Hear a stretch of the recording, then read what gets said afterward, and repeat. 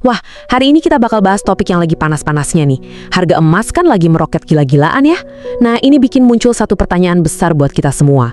Sekarang ini, waktunya beli atau justru jual sih?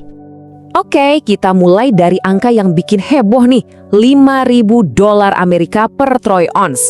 Angka ini bukan sekedar karangan loh, ini target harga yang diprediksi banyak analis dan jadi headline di mana-mana. Pertanyaannya, beneran bisa sampai segitu nggak ya? Nah ini dia nih dilema utamanya. Harga udah mecahin rekor terus-terusan. Sebagian dari kita pasti mikir, wah ini saatnya panen keuntungan nih. Tapi di sisi lain ada juga yang mikir, jangan-jangan ini kesempatan terakhir buat masuk sebelum harganya terbang lebih tinggi lagi. Pusing kan? Tenang. Untuk bisa menjawab pertanyaan tadi, kita harus paham dulu akarnya. Apa sih yang bikin harga emas naik gila-gilaan begini? Yuk kita bedah bareng-bareng kekuatan global di balik demam emas ini. Kenaikan ini bukan cuma kebetulan ya, ini kayak perfect storm dari beberapa pergeseran ekonomi besar dunia. Pertama, ada gelombang dedolarisasi. Jadi bank-bank sentral di seluruh dunia, terutama negara-negara besar kayak Tiongkok dan India, mulai mengurangi ketergantungan mereka sama dolar AS. Caranya ya dengan borong emas besar-besaran. Ditambah lagi, instrumen yang biasanya dianggap aman kayak obligasi pemerintah, sekarang udah nggak bisa diandelin lagi buat jadi penyeimbang. Jadi semua mata sekarang tertuju ke emas. Nah, kutipan ini penting banget loh. Ini nunjukin ada pergeseran yang fundamental. Dulu aturannya simpel, kalau saham anjlok, obligasi pasti naik. Jadi portofolio kita aman. Sekarang, aturan main itu udah nggak berlaku lagi. Makanya para investor jadi kelabakan cari pelabuhan aman yang baru.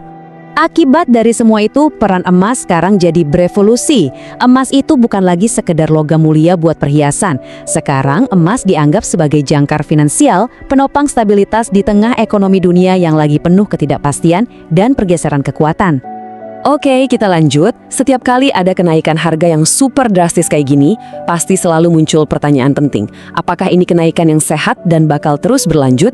Atau jangan-jangan ini cuma gelembung spekulatif yang siap meledak kapan aja? Jadi, di sini ada dua kubu yang saling berdebat. Kubu bullish atau yang optimis percaya kalau ini adalah realitas baru buat emas. Kenaikannya didasari pergeseran fundamental yang kuat. Tapi kubu bearish atau yang pesimis ngasih peringatan. Mereka bilang ini cuma euforia spekulatif klasik yang didorong oleh FOMO, Fear of Missing Out, alias takut ketinggalan kereta.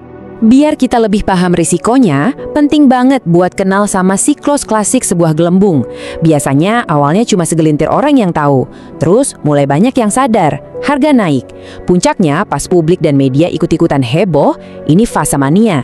Dan seringnya ini berakhir dengan fase panik, di mana harga anjlok drastis. Nah coba deh Anda renungkan, kalau lihat pasar emas sekarang, kira-kira kita lagi ada di fase mana ya? Jadi, setelah tahu semua peluang dan resikonya, gimana dong cara kita ngambil keputusan yang paling cerdas buat diri sendiri? Nah, sekarang kita bahas strateginya. Sebelum masuk ke tips praktis, kita kenalan dulu sama strategi ampuh yang namanya Dollar Cost Averaging atau DCA.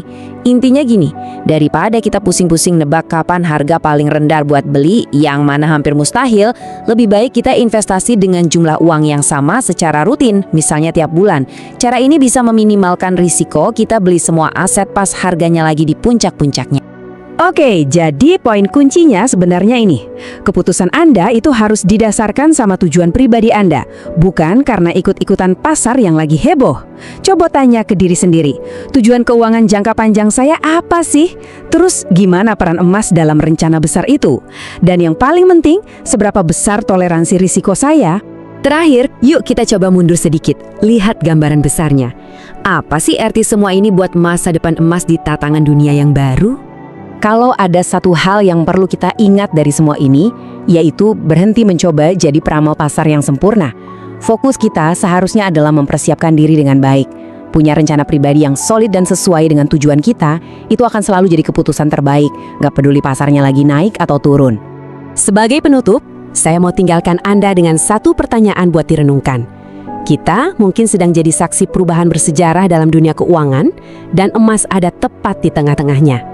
Kira-kira, apakah perannya sebagai jangkar stabilitas ini akan terus bertahan buat generasi yang akan datang? Cuma waktu yang bisa menjawab.